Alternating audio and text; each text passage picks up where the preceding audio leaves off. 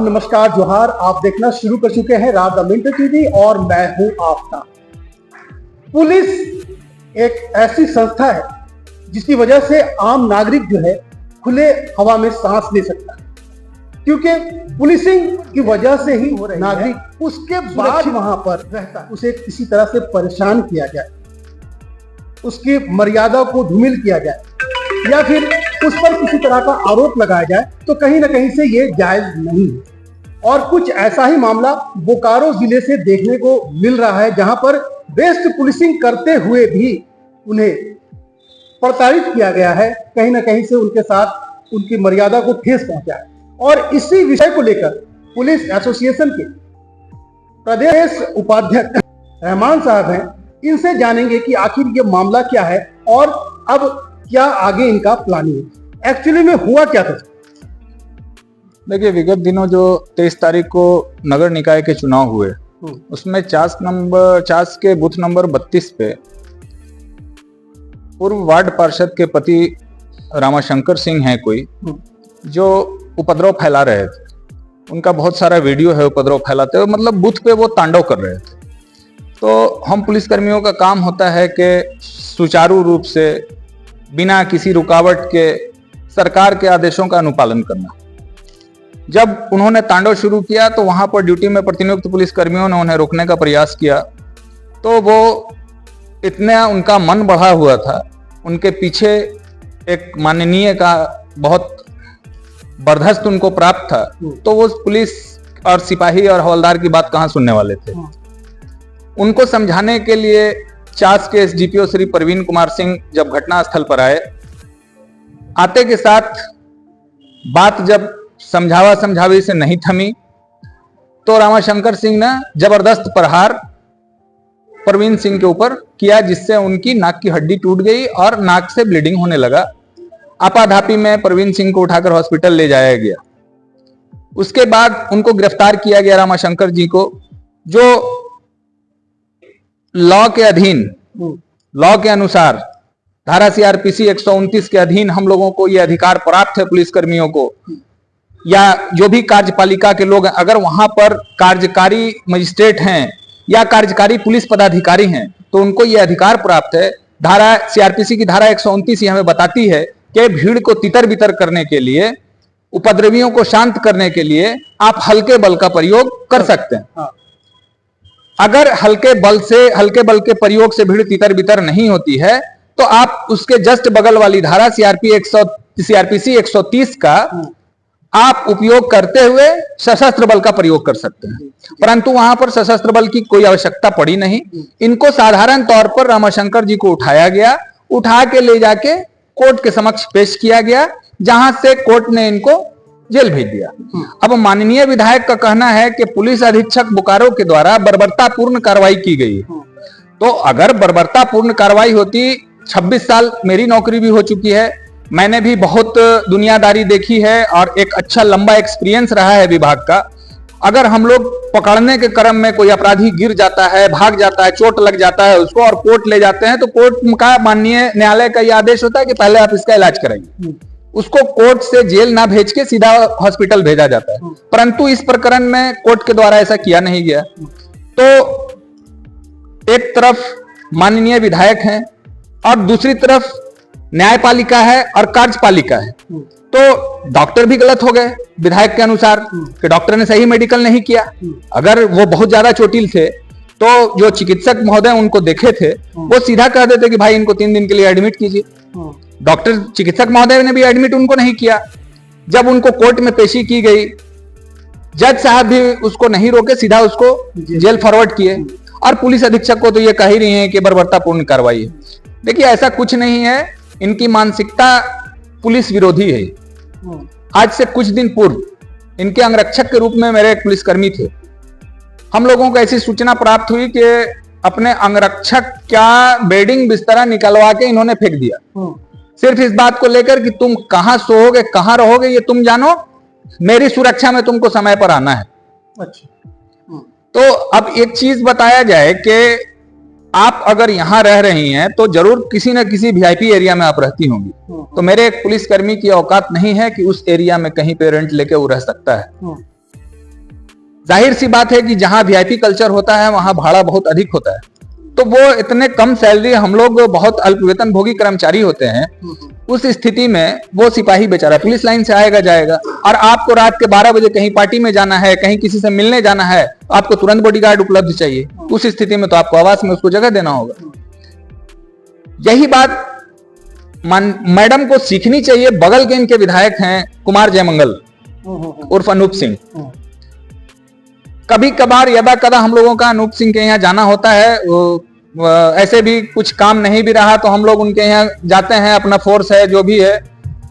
Sir अगर निकलते हैं, अगर रहे तो निकलते के साथ, मतलब पुलिस कर्मियों के साथ जो उनका व्यवहार हमको देखने को मिलता है, पूरे झारखंड में जितने भी सुरक्षा कर्मी सुरक्षा में लगे हुए हैं, माननीय अनूप सर का जो गार्ड का यूनिफॉर्म होता है वो सबसे डिफरेंट आपको दिखेगा। अगर आपको ऐसा लगता है तो आप एक बार जाके उनका अवलोकन कर लीजिए। गार्ड से हम लोगों ने पूछा कि तुम लोग वर्दी कहां से लेते हो? अनूप सर भी बैठे हुए थे। हमने मजाक के तौर पर कहा, हम कहे कि अपना गार्ड को खाली आप वर्दी बढ़िया दिलवा दे रहे हैं, 4000 में वर्दी हो जा रहा है तुम लोगों का? तो बोले नहीं सर, हम लोग का वर्दी माननीय के द्वारा दिया जाता है। तो एक विधायक इसी विधानसभा में ऐसे हैं कि जो अपने पुलिस कर्मियों के प्रति इतना सोच रखते हैं, और एक विधायक का जो रवैया है पूरी तरह से एंटी पुलिसिंग है। तो ऐसी स्थिति में पुलिस अधीक्षक बोकारो के साथ झारखंड पुलिस मेंस एसोसिएशन के पीछे 70,000 जो पुलिस कर्मी हैं, वो हरविंदर सर के साथ उनके पीछे खड़े मिलेंगे। और पूरे झारखंड की बात करते हैं, अगर किसी भी पुलिस अधीक्षक के साथ इस तरह का अभद्र व्यवहार किया गया, मौसा, दादा, फूफा, नाना का वक्त शब्द का प्रयोग किया जाता है, तो झारखंड पुलिस मेंस एसोसिएशन इस लड़ाई को अंतिम चरण तक लड़ने को तैयार है। मेरे पुलिस अधीक्षक की जब मान सम्मान की बात आती है, तो जब पुलिस अधीक्षक का शाख दौ पे लग जाता है तो हम सिपाहियों की, हम हवलदारों की कहीं कोई बिसाथी नहीं बचती है। जब पुलिस अधीक्षक का मान सम्मान नहीं बचेगा तो फिर पुलिसकर्मी का क्या मान सम्मान बचेगा? इस तरह की जो इन्होंने पूरा प्रकरण को एक पक्षीय इन्होंने रखा है। अगर मानवता के आधार पर भी इनको जाकर डीएसपी महोदय का भी हाल चाल लेना चाहिए था, क्योंकि इसी सरकार के वो कर्मचारी हैं, इसी झारखंड के रहने वाले हैं, कोई वो विदेशी नहीं है कि बाहर से आके यहाँ रह रहे हैं और कोई अपराधी या उपद्रवी थे कि चोटिल हो गए तो नहीं देखने जाया गया। आप उसी क्षेत्र की विधायक हैं। हम लोग भी बोकारो से बहुत पुराना रिश्ता रहा है, हम लोग पोस्टेड रहे हैं वहां पे। आपको मानवता के आधार पर एक बार जाकर देखना चाहिए था कि डीएसपी महोदय का क्या हाल चाल है। वो 2 दिन हॉस्पिटल में रहे हैं, नाक से उनको ब्लीडिंग नहीं रुक रहा था, और जिसको कुछ नहीं हुआ आप उसके पक्ष में खड़ी होकर एक पक्षीय कार्रवाई करके और ऐसे ऐसे शब्दों का प्रयोग किया गया है जो आपके माध्यम से बोलने में शर्म आती है। अब वो सारे स्टेटमेंट, कल मेरी वाइफ बोल रही है रात में हमको, काहे के लिए आप लोग नौकरी करते हैं? जब ये स्टेटमेंट ऐसा दे रही है, मजाक उड़ा रही है कि एक चोर आप लोग का फूफा, दादा और मौसा हो जाता है, काहे के लिए ऐसी नौकरी कर रहे हैं, छोड़ काहे नहीं देते हैं? तो ये सब घर परिवार के अंदर भी हम लोगों को सुनकर सहना पड़ता। बाहर से तो सुन ही रहे हैं, और ऐसे ऐसे माननीय लोगों का जो व्यवहार है उसके बाद घर में भी सुनना पड़ रहा है। तो पुलिस अधीक्षक के द्वारा, हरविंदर सिंह के द्वारा जो किया गया है बोकारो में, वो पूरा विधायिका में पारित कानूनों का अनुपालन कराया गया है और पूरी तरह से कानून के दायरे में रहते हुए विधि सम्मत कार्रवाई की गई है। इसलिए झारखंड पुलिस मेंस एसोसिएशन पूरे 70,000 पुलिस कर्मियों के साथ बोकारो पुलिस अधीक्षक के पीठ पर उनकी लड़ाई में सहभागी बनने को तैयार है। और इस लड़ाई को जहां तक लड़ा जाएगा, इससे संबंधित हम लोग अभी बहुत जल्द एक ज्ञापन माननीय मुख्यमंत्री महोदय को भी सौंपेंगे और अपने पुलिस मुख्यालय के वरीय पदाधिकारियों को भी इस बात से अवगत कराएंगे कि महोदय अगर इसी तरह का हिसाब किताब रहा तो पुलिस को हटा लीजिए, पुलिस की कोई जरूरत नहीं है, कोई आवश्यकता नहीं है। उपद्रवी जब बुथ पर उपद्रव करेगा तो पुलिस मूक दर्शक बने रहेगी, उसमें भी आप वीडियो बना के वायरल करेंगे। पुलिस अगर उपद्रवी को पकड़ के जेल भेज दिए तो आप बोलती है पुलिस उपद्रव कर रही है, पुलिस तांडव कर रही है, वर्दी का ताकत दिखा रही है। वर्दी बहुत मुश्किल से मिलती है, वर्दी बहुत आसान चीज नहीं होती है। इस सब चीजों को लोगों को समझना होगा। और एक आम आदमी आज की स्थिति जो है, अक्सर सुनने में ऐसा आता है कि सिपाही लोग का फोन आता है कि देखिए ना सर, यहाँ पर एक तो काला शीशा वाला गाड़ी था, उसको रोके, तो बोलता है वर्दी उतरवा दें। ये तो देखने को मिलता है। अब वर्दी उतरवा देंगे, उसके पीछे किन लोगों, उनको किनका संरक्षण प्राप्त है, इस पर मनन करने की आवश्यकता है, इस पर मंथन करने की आवश्यकता है। अगर उनको किसी का संरक्षण प्राप्त नहीं है, जब पुलिस कार्रवाई करती है तो किसी न किसी महानुभाव का फोन आ जाता है कि ऐसा है, उनका आदमी, इनका आदमी छोड़ दीजिए। तो ऐसे लोगों को प्रेशर नहीं देना चाहिए, तब जाके एक अच्छे स्वस्थ समाज का निर्माण हो पाएगा। आज पुलिस बहुत खराब हो गई है। आज की प्रेस और पुलिस के बारे में लोग यही कहते हैं कि प्रेस बिका हुआ है और पुलिस चोर है, यह मानसिकता है। लेकिन जब रात के 12 बजे आपको यहां से बोकारो जाना है और सिकिदरी घाटी में आपकी गाड़ी खराब होगी, तो भगवान से पहले आपको पुलिस वाला याद आएगा कि काश कोई पेट्रोलिंग वाला आ जाता। आप किसी मुसीबत में पड़ते हैं तो यही लगता है कि नहीं, कोई प्रेस वाला इस मुद्दे को बढ़िया से उछाल देता। लेकिन प्रेस और पुलिस दोनों चोर है। प्रेस वाला बिका हुआ है, पैसा लेके न्यूज बनाता, पुलिस वाला बिना पैसा के कोई काम नहीं करता। ये मानसिकता लोगों की होगी। लेकिन आवश्यकता पड़ने पर ये प्रेस और पुलिस ही सबसे ज्यादा बढ़ चढ़ कर लोगों की मदद किया है और हमेशा से काम करते आया है।